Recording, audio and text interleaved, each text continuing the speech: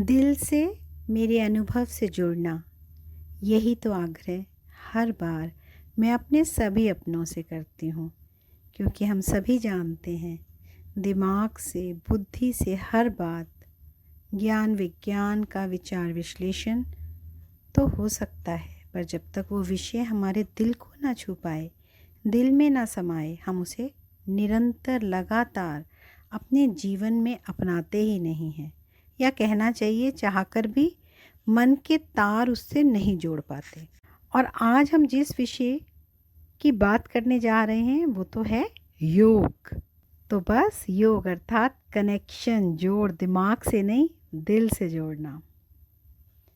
योग, योगा, योगाभ्यास का नाम लेते ही हमारे ध्यान में शरीर के व्यायाम और आसन आ जाते हैं, क्योंकि प्रायः शारीरिक क्रियाओं, व्यायाम, प्राणायाम तक ही हम योग को मानते हैं, समझते हैं, जबकि योग तो अपने भीतर संपूर्ण जीवन को समेटे हुए है। योग का वास्तविक अर्थ ही क्या है? मिलन। अब प्रश्न उठता है, मिलन किसका और किसके साथ? अब जब अपने स्वास्थ्य की बात करते हैं तो स्वास्थ्य का भी मूल अर्थ है स्वयं के प्रति आस्था, स्वस्थ, जो स्वयं में स्थित है। अब स्वयं को तो हम अब तक सिर्फ बॉडी ही मानते हैं, हद में शरीर मान के चल रहे हैं। तो शारीरिक दृष्टि से भी योगासन करने को योग मान लेते हैं। मेरे साथ भी यही सोच थी। मैं भी अब तक इसी सोच के कारण नियम पूर्वक शारीरिक योग तो करती रही, पर परिणाम कुछ खास नहीं होते। और जब योग को दिल से अपनाया, सही रीति से समझा, तो जाना, अनुभव किया कि परमात्मा से योग लगाया तो शरीर के साथ साथ मन भी स्वस्थ होने लगा।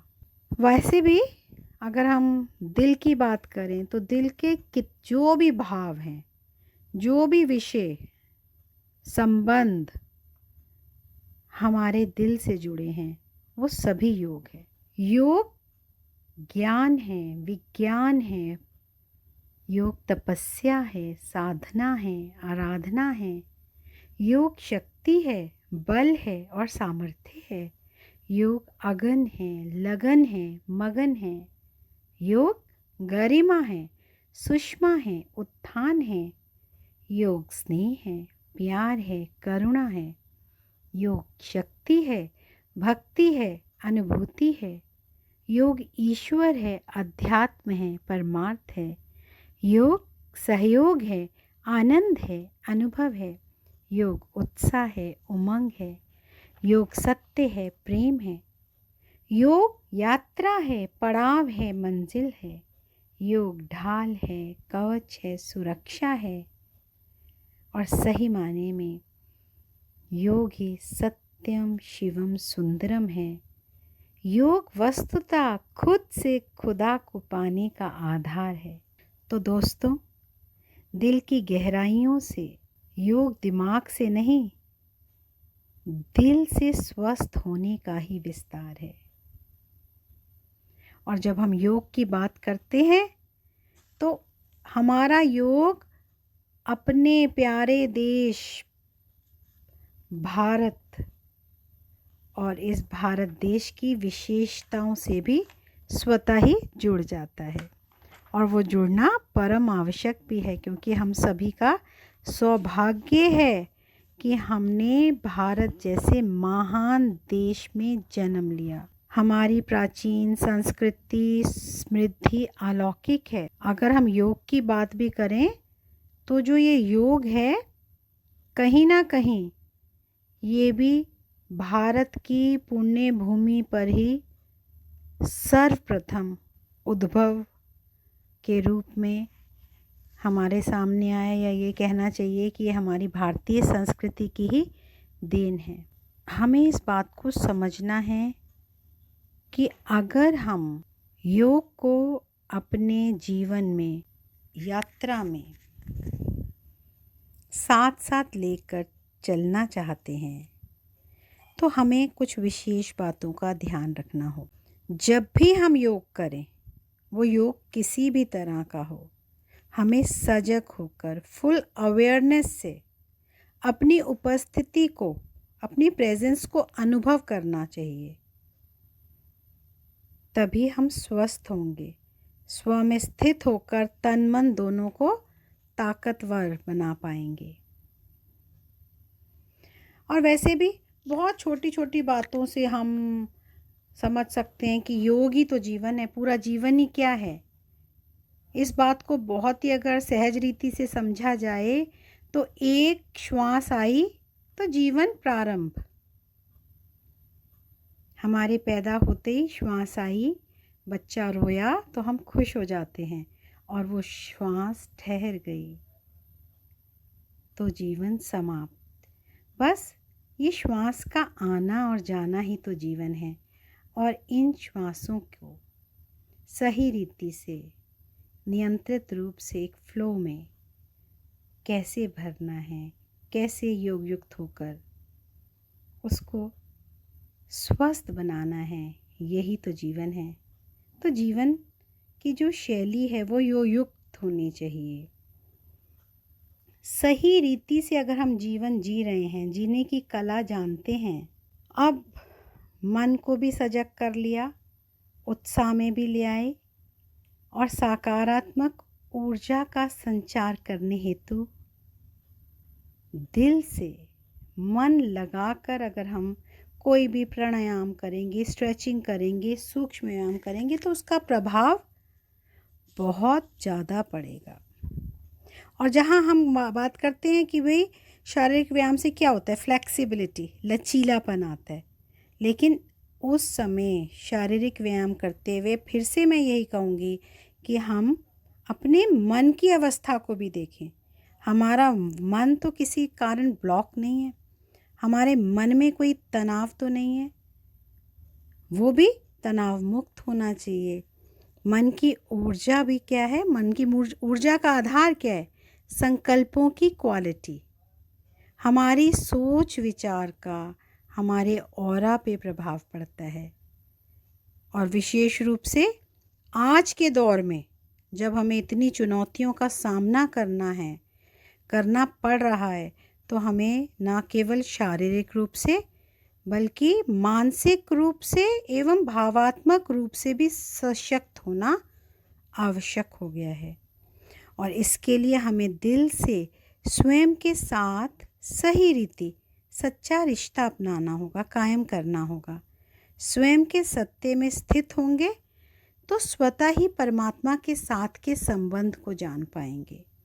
दिल की तार उस परम शक्तिशाली अविनाशी पिता से जुड़ेगी।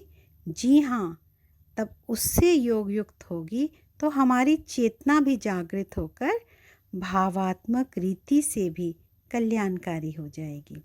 तो योग, योगा, योगाभ्यास सभी हमारे जीवन को सही मायने में सुंदर और स्वस्थ बना पाएंगे।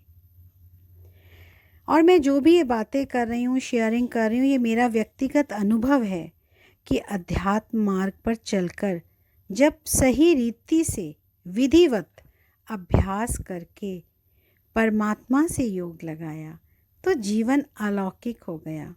फिर तो चाहे घर हो या बाहर, देश हो या विदेश, समुद्र का किनारा हो या पर्वतों का आंचल, सभी एकत्व भाव से उस परम सत्ता का आभास कराने लगे।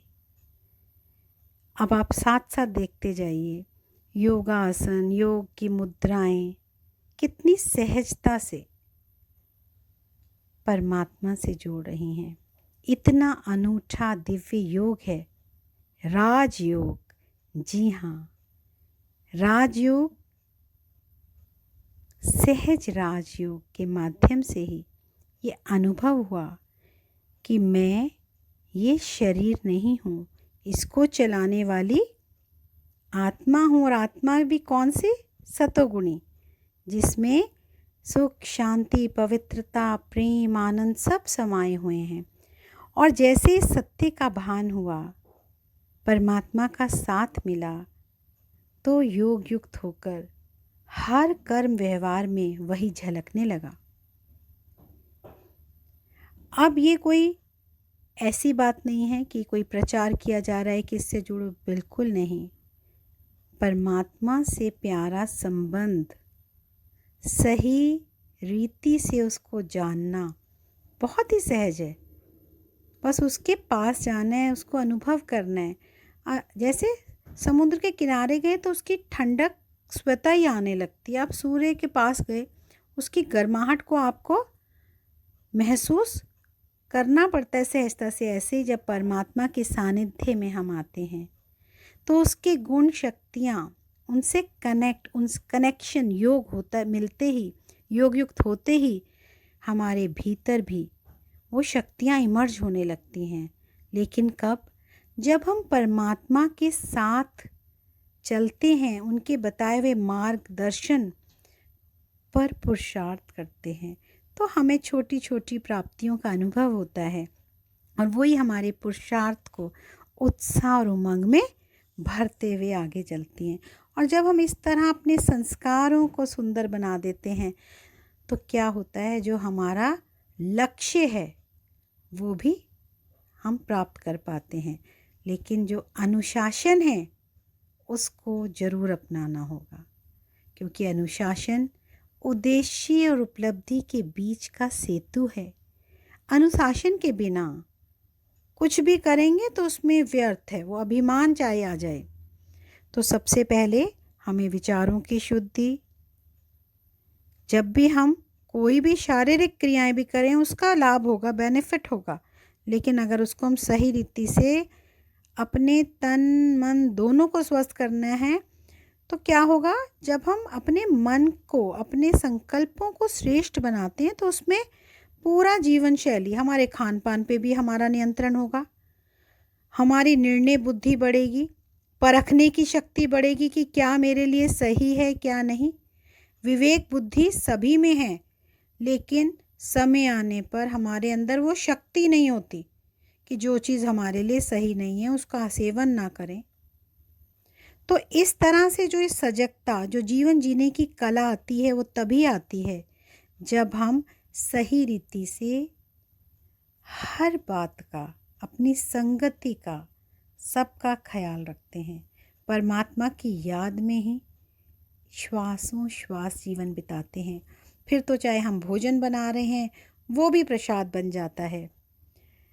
इस तरह योग बेहतर से बेहतरीन बनाने की यात्रा है।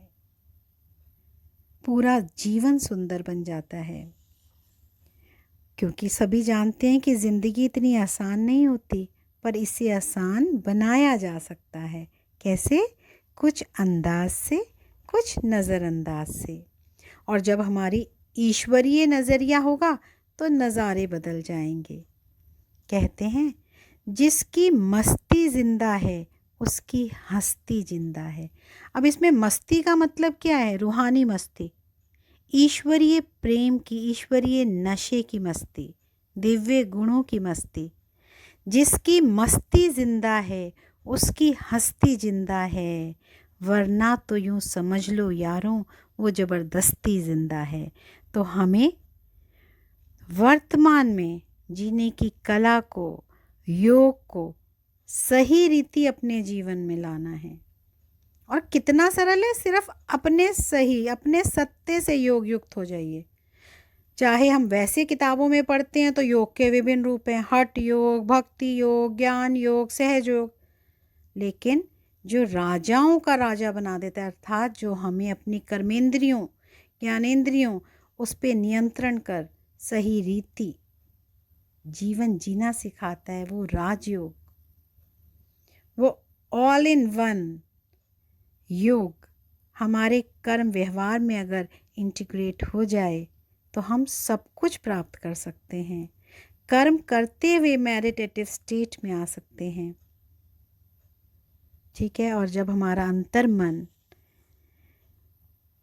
परमात्मा प्रेम से, उसके योग से भरा होगा तो हम कितने स्टेबल होंगे। हमारे इमोशंस, वो हमारी जो ओरिजिनल क्वालिटीज़ हैं उन इनेट क्वालिटीज़ को हम इमर्ज कर पाएंगे। और पतंजलि, जिनको अगर हम योगा की बात करें तो उनका भी तो सूत्र यही है कि योग के अभ्यास से चित्त की वृत्तियां शांत होती हैं, मतलब स्टेबल होती हैं। तो बस किसी ना किसी तरह अपने अपने मन में इस बात को धारण करना है, दिल से इसको सुनना है। चाहे थोड़ा ही समझ आया हो, कई बार होता है मन की बातें करने में हम विस्तार में चले जाते हैं, कहा जाता है टू द पॉइंट, गागर में सागर भरो। तो यहाँ पे मुझे वो नहीं दिखानी अपनी एफिशिएंसी कि मेरे को योगा के बारे में इतना पता है, नहीं, ये अनुभव की बातें हैं। और जिन्हें मैं ये अनुभव साझा कर रही हूँ वो सभी तो मेरे अपने हैं। तो मैं चाहती हूँ जिस चीज़ से मेरे जीवन में बदलाव आया, मेरा नज़रिया बदला, तो आप सब भी योगा दिवस पर, अंतर्राष्ट्रीय जो योग दिवस है, जो ये चेंजिंग टाइम्स हैं, इसमें सही रीति से योगा का अर्थ समझिए। फिर चाहे आप छोटी मोटी भी क्रियाएं करेंगे ना, अपने किसी भी शरीर के एक अंग का भी करेंगे, चाहे वो सिंपल हाथों का स्ट्रेचिंग एक्सरसाइज, जब आप उसको सही रीति समझेंगे तो आपका मन भी उस समय अलर्ट होगा, अवेयर होगा, आप अपने सत्ते में होंगे, तो उसकी जो प्रभाव है वो कई गुना आपको मिल पाएगा। क्योंकि चेंजिंग टाइम्स में हमें सिखाया है कि इंटेलिजेंट क्वेश्चन, इमोशनल, स्पिरिचुअल, इनके साथ साथ एक एडवर्सिटी क्वेश्चन भी होना चाहिए। अचानक कुछ भी हो सकता है, तो हमें एवर रेडी रहना है, हमारी इम्यूनिटी स्ट्रांग होनी चाहिए। तो ये लाइफ की जो जर्नी है, जो यात्रा है, इसको सक्सेसफुल बनाने के लिए हमें क्या होना है कि अंदर बाहर दोनों तरह से, फिजिकल एनर्जी, स्पिरिचुअल एनर्जी, सभी को एक साथ जीवन में अप्लाई करना है, उसकी प्रैक्टिकल इम्प्लीमेंटेशन होना चाहिए। वैसे भी कहा क्या जाता है, yoga is light and yoga is not better if you are not practicing it. You have to practice it. The better you practice, the brighter your flame will be. और एक और बात, yoga is not workout, it is work in also. दोनों चीज़ें हैं, working on self, it's working on self also. तो हमें योगा ना केवल शारीरिक रीति से सही करता है, लेकिन हमारी सहन शक्ति, हमारे इमोशंस को भी स्ट्रॉन्ग करता है। योगा से हम समझते हैं, सीखते हैं कि जिन बातों में हमारे अंदर, हमारे मन में किसी बात को लेकर अकड़ है, अहंकार है, तो उसमें भी हमें कैसे फ्लेक्सिबल होना है, कैसे हमें हार्मनी में जीना है।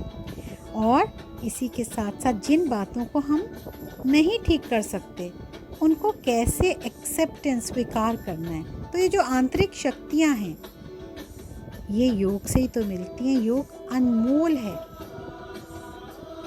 तो किसी ना किसी रीति जितना आप समझें, उसको आप एक बार आरंभ कीजिए, क्योंकि तब आप शरीर के लिए ही चाहिए, शरीर के लिए हो, अपने स्वास्थ्य के लिए हो, किसी भी तरह, तब आप एक बार इसको आरंभ करेंगे तो स्वतः ही नित नए प्रयोग करने से आपके मन में उमंग आएगी।